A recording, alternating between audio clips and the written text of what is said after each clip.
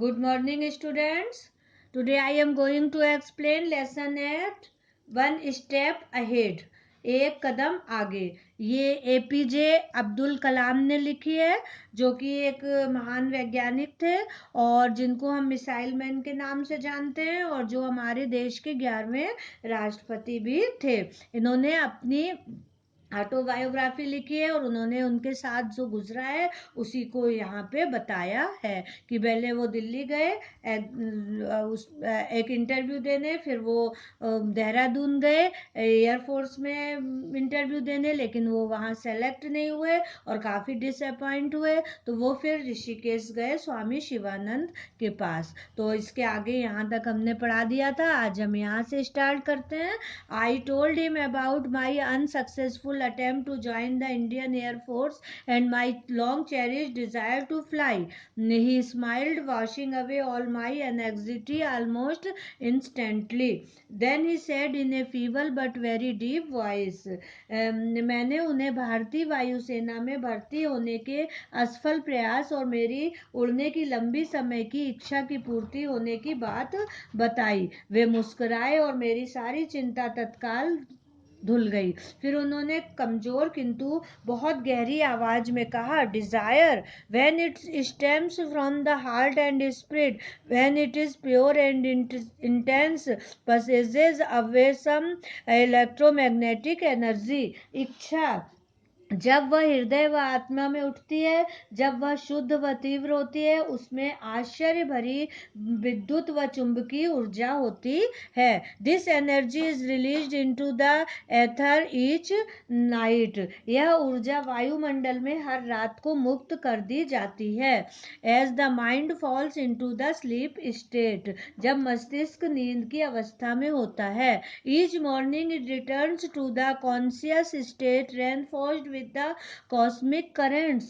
प्रत्येक सुबह वह सचेत अवस्था में ब्रह्मांड ऊर्जा से और शक्ति प्राप्त कर वापस आती है. That which has been imaged will surely and certainly be manifested. जिसकी कल्पना की गई है वह निश्चित रूप से प्रकट होगा. You can rely young man upon the ageless promise as surely as you can rely upon the eternally unbroken promise of sunrise and of spring.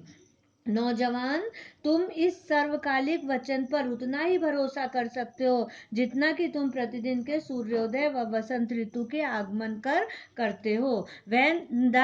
when the student is ready the teacher will appear. जब शिष्य तैयार होता है तो गुरु प्रकट होते हैं. how true, कितना सत्य है. here was the teacher to show the way to a student who had nearly gone astray. यह वह शिक्षक था जो एक उस विद्यार्थी को राह दिखला रहा था जो पथ भ्रष्ट हो गया था. Accept your destiny and go ahead with your life. अपनी नियति को स्वीकार करो और जीवन में आगे बढ़ो. You are not destined to become an air force pilot. तुम एक वायुसेना के पायलट बनने के लिए नहीं बने हो. What you are destined to become is not revealed now but it is predetermined. तुम क्या बनोगे अभी यह प्रकट नहीं है, पर वह पूर्ण निश्चित है. Forget this failure as it was essential to lead you to your destined path. इस असफलता को भूल जाओ क्योंकि यह तुम्हें अपनी नियति के पथ पर ले जाने के लिए अत्यावश्यक थी. Search instead for the true purpose of your existence. इसके बजाय अपने अस्तित्व के सच्चे उद्देश्य को खोजो. Become one with yourself, my son. Surrender yourself to the wish of God, Swami ji said. अपने से एकाकार हो जाओ पुत्र, ईश्वर की इच्छा के प्रति समर्पण कर दो, स्वामी जी ने कहा. I return to Delhi and inquire and DTP and P air about the outcome of my interview. मैं वापस दिल्ली आया व DTP and P air पर मेरे साक्षात्कार के परिणाम के बारे में पूछताछ की. I was handed my appointment letter. जवाब में मुझे मेरा नियुक्ति पत्र दिया गया. I joined the next day as senior scientific assistant on a basic salary of ₹250 per month. मैंने अगले दिन 250 रुपये प्रति माह के वेतन पर सीनियर साइंटिफिक असिस्टेंट के रूप में ज्वाइन किया। If this was to be my destiny I thought let it be so. अगर मेरी यही नियति है तो ऐसा ही होने दो, मैंने सोचा। Finally I was filled with mental peace. अंततः मैं मानसिक शांति से भर गया। No more did I feel any bitterness और resentment at my failure to enter the air force. मैंने फिर कभी वायुसेना में भर्ती न होने पर कड़वाहट या अफसोस महसूस नहीं किया। All this was in 1958।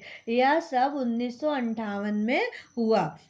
तो एपीजे अब्दुल कलाम के साथ ऐसा 1958 में हुआ था कि वो एयरफोर्स में सेलेक्ट होना चाह रहे थे, लेकिन सेलेक्ट नहीं हो पाए थे। फिर वो बहुत ज़्यादा निराश हो गए थे। फिर उसके बाद जब वो स्वामी शिवानंद से मिले और फिर लौट के दिल्ली आए, तो उनको जो है वो सीनियर साइंटिस्ट असिस्टेंट के रूप में उनको नियुक्ति पत्र मिला, और उस समय उनको 250 रुपये पर मंथ सैलरी मिली, और वो इस बात से सेटिस्फाई हो गए थे। और ये जो है एपीजे अब्दुल कलाम ने अपनी स्टोरी लिखी है, और आप लोगों को क्लियर हो गई होगी। ओके।